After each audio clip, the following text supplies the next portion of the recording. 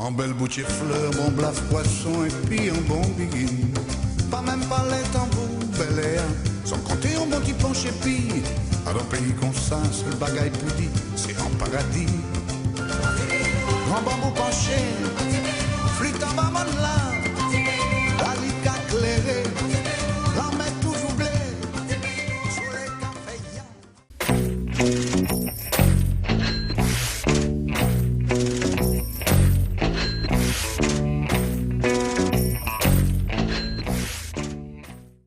À Saint-Pierre, il y a le Grand Saint-Pierre, et il y a sur les hauteurs la distillerie de Paz et le château de Paz, un monument historique qui retrace un petit peu la saga de Victor de Paz, cet homme illustre qui a construit au pied du volcan.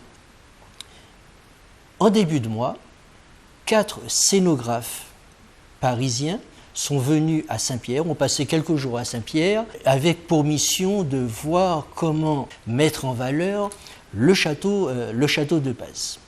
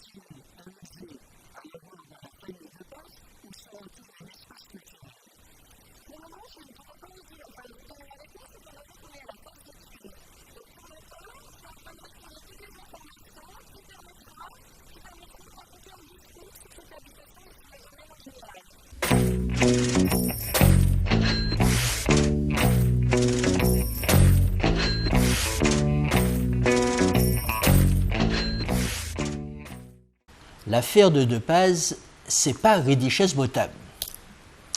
Maintenant, la question qui se pose est la suivante.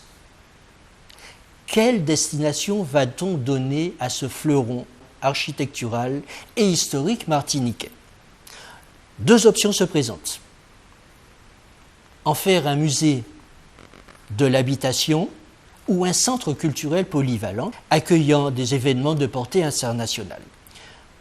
Dans le premier cas, il est impossible de faire l'impasse sur Victor de Paz, le créateur de l'habitation. C'est ce personnage à la Scott Fitzgerald, une stature de géant dont la famille était, ne l'oublions pas, négociante à Saint-Pierre. Victor, ce bâtisseur, à qui on doit la reconstruction de la cathédrale de Saint-Pierre, mais qui sera aussi maire de la même ville au temps de l'amiral Robert, cette période sombre de l'occupation. C'est un petit peu compliqué. Le château de Paz, un centre culturel, d'accord, mais ce joyau nécessite un écrin de qualité. Aujourd'hui, Saint-Pierre paraît, comme on dit, un peu à gauche. Il faut se préparer pour faire le voyage vers Saint-Pierre. Cette ville souffre d'une faiblesse d'infrastructures, tant routières que portuaires, hôtelières et culinaires. Bref, c'est en ce sens que le château de Paz est lié au Grand Saint-Pierre, cornaqué par Patrice Chamoiseau, à moins que ce soit l'inverse. L'histoire nous le dira.